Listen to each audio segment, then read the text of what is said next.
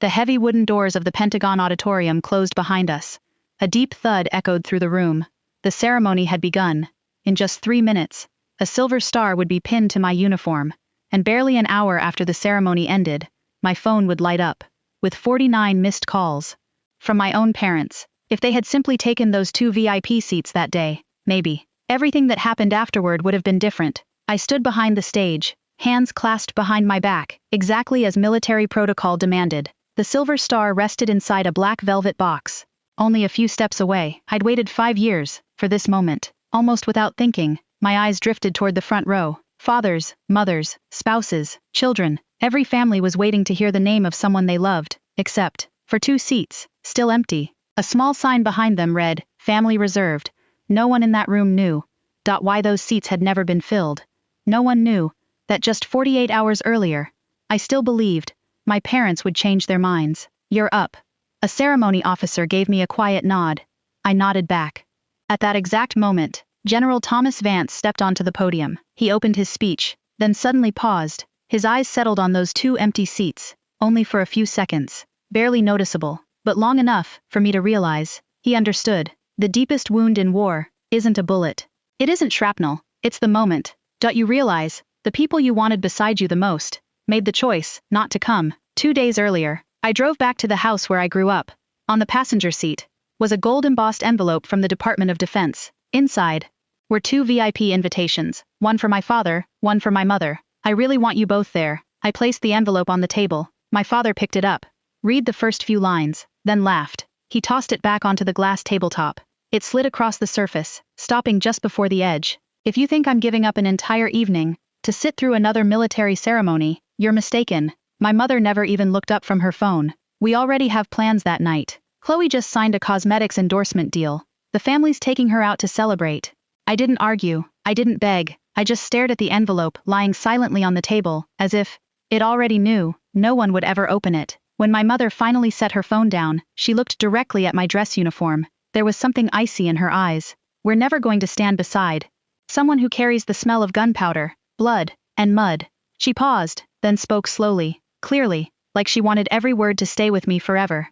"You're the embarrassment of this family." The announcer's voice echoed across the auditorium.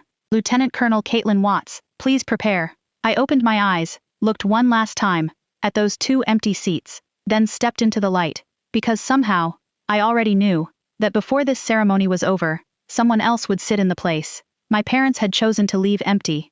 If the people you loved turned their backs on you, on the most important day of your life, would you keep waiting for them, or would you give that place to someone who truly deserved it? Let me know in the comments. I'm genuinely interested in what you would do. 2 days before the medal ceremony, I walked out of that house. The gold envelope was still sitting on the table. No one called my name, no one followed me to the door. It closed quietly behind me, softly, but loud enough to shut away the last piece of hope I still had. 5 years earlier, when the military transport touched down in Syria, I was still someone who believed home was where you always returned. I was wrong. Life on the front lines isn't measured in days. It's measured by how many times the warning sirens go off, by how many people make it back after each mission, and by the names that never answer roll call again. My body armor weighed nearly 70 pounds. Most days, I never took it off.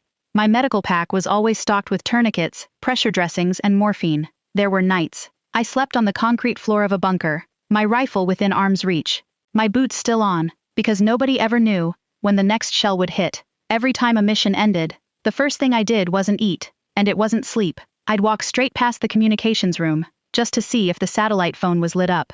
I always hoped, maybe today, Mom would ask, "Are you okay?" Or Dad would say, "Is it dangerous over there?" Just once, one simple question would have been enough. One afternoon, our unit had just finished bringing another group of wounded soldiers back to base. There was still blood on my sleeves. Someone from communications shouted, "Caitlin, phone call." I ran over, picked up the receiver, and for just a second, my chest felt lighter. "Hello?" My mother's voice answered. No greeting, no asking where I was. The first words out of her mouth were, "This month's transfer didn't go through." I said nothing. She kept talking. "Chloe's card was declined. She has an important meeting tomorrow. Take care of it." I looked down, at the blood still staining my gloves. Behind me, a medic shouted, "We need more blood." Another stretcher had just come through the doors. The air was thick, with antiseptic and gunpowder. I held the receiver tighter, I wanted to tell her that we'd just lost another member of our team. I wanted to tell her the 20-year-old soldier had died, without ever getting to make one last phone call home, but in the end, I didn't say any of it. I simply answered, "I'll take care of it." Then I hung up. That wasn't the only call. In fact, almost every call after that sounded exactly the same. No one ever asked if I'd made it home alive. No one asked whether I was sleeping. No one asked what the war had taken from me. They only wanted to know if my re-enlistment bonus had arrived, if my combat pay had been deposited, how much danger pay I was getting that month. Even then, I kept convincing myself that if I just worked harder, if I sacrificed a little more, one day, they would finally see me as their daughter. What I didn't know was that they never had. To them, I wasn't their daughter. I was simply a bank account that never missed a payment. About 4 months later, our unit was assigned to escort a humanitarian aid convoy. A dirt road cut through a deserted stretch of countryside.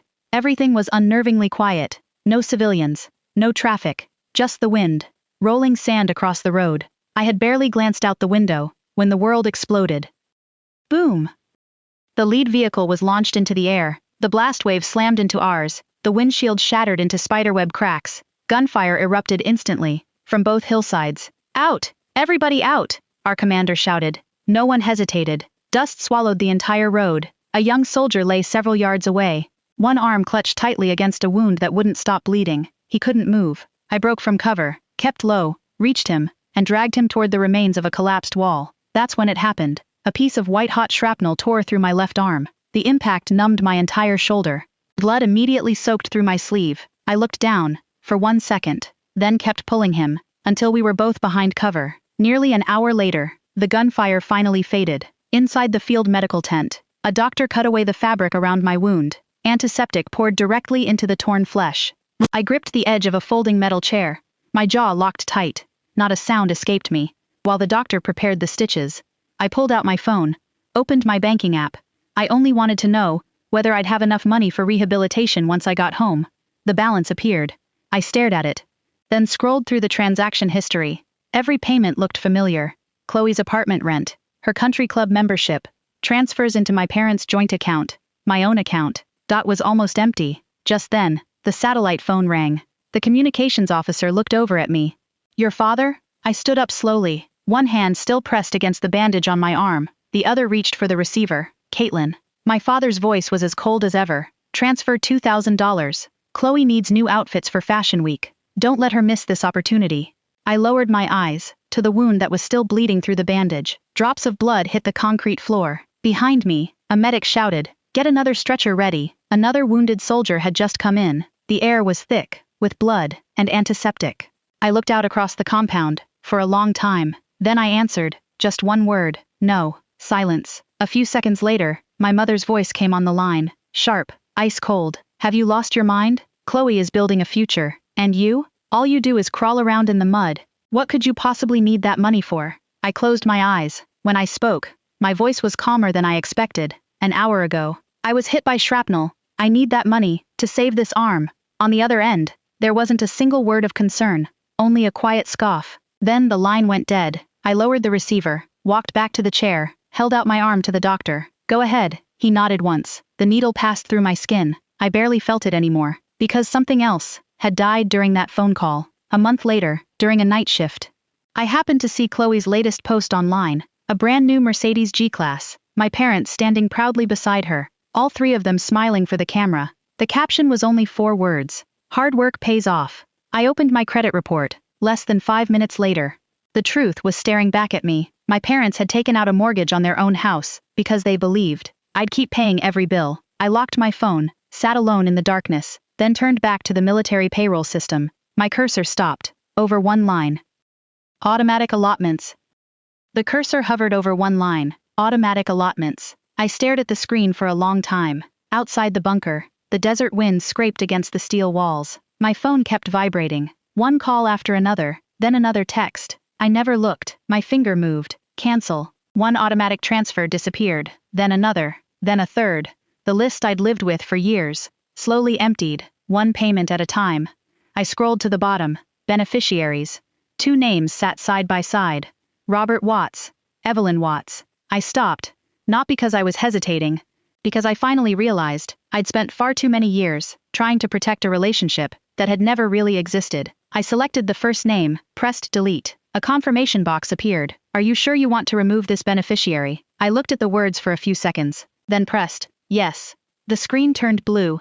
Changes saved successfully. No music, no celebration, no dramatic moment, just silence. But for the first time in years, I felt like I could finally breathe. 4 days later, our unit returned to Washington. On my very first morning back, I was summoned to the Pentagon. An officer handed me a black envelope trimmed in gold, from the Office of the Joint Chiefs. I opened it. Inside was an invitation to the Silver Star ceremony, along with 2 VIP tickets, reserved for family. I looked at the tickets, and all I could see were those 2 empty seats. Then I heard my mother's last words echoing in my head. You're the embarrassment of this family. I quietly closed the envelope. This time, I didn't drive back to my parents' house. Instead, I opened my contacts, strolled past dozens of names, then stopped. Martha Sullivan. I pressed call. She answered on the second ring. Caitlin? I was just about to call you. Sweetheart, are you okay? I froze. For 5 years, those were the words I'd been waiting to hear from my parents, but the first person who ever asked them was Aunt Martha. Aunt Martha. This Friday, the Department of Defense is holding my Silver Star ceremony. I was hoping you'd sit in the family section. Silence. I could hear her take a slow breath. Caitlin, I've never been to the Pentagon. Are you sure? A small smile found its way onto my face. I've never been more sure of anything. That afternoon, I met Maya at a diner just outside the base. The moment she sat down, she opened her laptop. Need help booking a flight? I haven't had time to. Already on it, she interrupted. Her fingers flew across the keyboard. 10 minutes later, she turned the screen toward me. Flight booked. Hotel confirmed. Oh, and one more thing. She reached into a shopping bag beside her and placed a gift box on the table. Inside was a navy blue evening dress. For Aunt Martha. I have a feeling she's going to look beautiful that night. 2 days later, I stood outside Reagan National Airport. Passengers streamed through the terminal doors. Then, I saw her. A faded old suitcase, a simple coat, no designer handbag, no expensive jewelry, just the same warm smile I'd missed for years. The moment Aunt Martha saw me, she let go of her suitcase, walked straight toward me, and wrapped me in a hug. She never asked about the medal. She never asked about the ceremony. Instead, she gently rested her hand on my left arm, still wrapped in bandages. Her eyes filled with tears. Your arm, does it still hurt, sweetheart? I couldn't answer right away. I simply nodded, because in that moment, I finally understood something. Some people don't have to share your blood to know exactly where your heart still hurts. The ceremony began at 7 that evening. The heavy wooden doors of the auditorium slowly closed. Their echo rolled across the room. Within seconds, the crowd fell completely silent. I stood backstage, adjusted the last button on my dress uniform. My breathing was steady, my expression calm. But inside my chest, my heart beat slow and heavy, not because I was nervous, because I knew this wasn't just the day I would receive a medal, it was the day I would finally close the last chapter of the past 5 years. The announcer called my name. I stepped forward. The sound of polished leather shoes echoed across the hardwood floor. 1, 2, 3. Not too fast, not too slow. With every step, Syria came back to me. The helicopters, the smell of gunpowder, the endless sleepless nights, the brothers and sisters in uniform, who never came home. I stopped at my mark, came to attention, eyes forward. I never looked toward the audience, but I knew Aunt Martha was sitting in the front row. General Thomas Vance stepped to the podium. He opened a black presentation folder. The auditorium was so quiet that every page he turned could be heard. Tonight, we gather not only to honor extraordinary courage, but to remember those who never made it home. No one moved. He began reading the official citation. Nothing embellished, nothing left out, just the facts. Simple, clinical, but every sentence carried the weight of lives forever changed. During the ambush on August 14th, Lieutenant Colonel Caitlin Watts repeatedly left cover to recover wounded service members under direct enemy fire. He paused, turned another page. She sustained a shrapnel wound to her left arm. She was ordered to withdraw. She refused. The room remained perfectly still. The cameras had stopped clicking. Even the reporters had lowered their pens. Only the calm, steady voice of a 4-star general filled the silence. 12 service members survived. Not one of them was left behind. I never broke my posture. My eyes stayed fixed ahead, but somewhere in the front row, I heard it. Soft, almost impossible to notice. Aunt Martha, trying to hold back tears. General Vance stepped down from the podium. In his hands was a black velvet box. He opened it. The silver star caught the light. small, yet somehow, heavier than anything I'd ever carried. He pinned it to the left side of my uniform, stepped back, raised his hand in salute. I returned it, and in that instant, the entire auditorium rose to its feet. Applause crashed through the room like a wave, loud, relentless. It seemed to go on forever. I turned, ready to return to my seat. Then I heard General Vance's voice again. Lieutenant Colonel Caitlin, please remain on stage. I stopped. He closed the folder, set it gently on the podium, then slowly looked across the audience. Tonight, the Department of Defense has one more honor to present. He lifted his eyes toward the front row. It is for someone who has never worn this nation's uniform. Aunt Martha looked up. She glanced around the room, then pointed to herself, as if she couldn't believe he could possibly be talking about her. If someone quietly stood behind a soldier for years, never asking for recognition, do you think they deserve to be honored by an entire nation? I'd love to hear your thoughts in the comments. Aunt Martha didn't stand up right away. She looked toward the stage, then over at me. Her eyes were filled with disbelief, as if she was waiting for someone to smile and tell her there'd been a mistake. A ceremonial officer walked down to the front row. He stopped beside her, lowered his head respectfully. Martha Sullivan, would you please join us? Aunt Martha slowly rose to her feet. Without realizing it, she gently smoothed the navy blue dress she was wearing, the one Maya had picked out for her. She'd told me it had been more than 20 years since she'd worn a dress to a formal event. The entire auditorium followed her every step, not because she was famous, not because she was wealthy, but because the woman walking toward that stage carried something no camera could ever manufacture: quiet dignity. General Thomas Vance stepped down from the platform. He didn't reach for a handshake. He simply waited until Aunt Martha was standing beside him. Then he gave a small nod. A soldier cannot complete the mission without someone behind them, giving them a reason to come home. He paused, letting the silence settle across the room. Some returned to their parents, some returned to a husband or a wife, and some have only one person who never stops waiting. His eyes rested on Aunt Martha. For more than 30 years, you've served at a Veterans Affairs hospital, caring for thousands of veterans, not because anyone asked you to, but because gratitude was simply who you are. He opened a polished wooden presentation box. Inside rested an official folder embossed with the seal of the Department of Defense. No one in the audience knew what it contained. Every camera in the room turned toward the stage. Tonight, the Department of Defense is proud to announce the Home Front Support Initiative, a program created to honor the men and women whose quiet devotion has carried our service members long after the battles were over. He looked up. Martha Sullivan is the very first recipient. For a heartbeat, the room was silent. Then the applause exploded. No hesitation, no restraint. Every person in the auditorium rose to their feet. Aunt Martha covered her mouth with both hands. Her shoulders trembled. She tried to speak, but the words never came. General Vance placed the folder gently into her hands, then read its contents. By order of the Department of Defense, Martha Sullivan will receive lifetime housing assistance, comprehensive medical benefits, and permanent support through the Home Front Support Foundation. He closed the folder. This is not a reward. It is a thank you for someone who devoted an entire lifetime to helping America's soldiers find their way home. Aunt Martha lowered her head. Quiet tears slipped onto the folder in her hands, not because of what she'd been given, but because, for the very first time, a lifetime of unseen sacrifice had been recognized by an entire room standing in her honor. I looked at her, and suddenly remembered the boxes of homemade cookies, the hand-knit wool socks, the rolls of bandages, every care package that had found its way to Syria year after year. She had never once mentioned money, never asked for anything in return. Every letter ended with the same simple sentence: stay safe, miles away. Inside an upscale restaurant downtown, the three people who had refused those 2 VIP seats sat frozen, watching the ceremony on a television mounted above the bar. The wine in their glasses remained untouched. No one reached for it, because at last, they understood something they should have realized years ago. The daughter they had spent a lifetime looking down on was now being honored by an entire nation, standing on its feet. The ceremony didn't end until nearly 11 that night. I drove Aunt Martha back to her hotel. The entire ride, she held the folder tightly against her chest. Every now and then, she'd glance over at me, as if she still couldn't believe any of it had really happened. When we pulled up to the entrance, she gently touched my arm.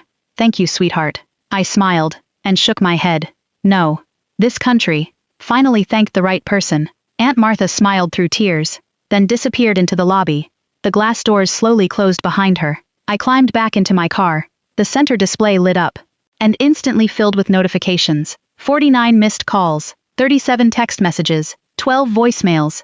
Every single one. From the same family. I stared at the screen for a few seconds, then pressed mute. The notifications disappeared into silence, just like the past. I had finally chosen to leave behind. 15 minutes later, the elevator doors opened. I stepped into the hallway, then stopped. 3 people were standing outside my apartment. My father, my mother, and Chloe. They were still wearing the elegant clothes from dinner, but the confidence was gone. My father took one step toward me. Caitlin, we need to talk. I didn't answer. I simply pulled out my keys and kept walking toward my door. My mother hurried after me. I was upset earlier. I didn't mean what I said. Please don't hold it against us. We're still family. It was the first time in years I'd heard her use the word family.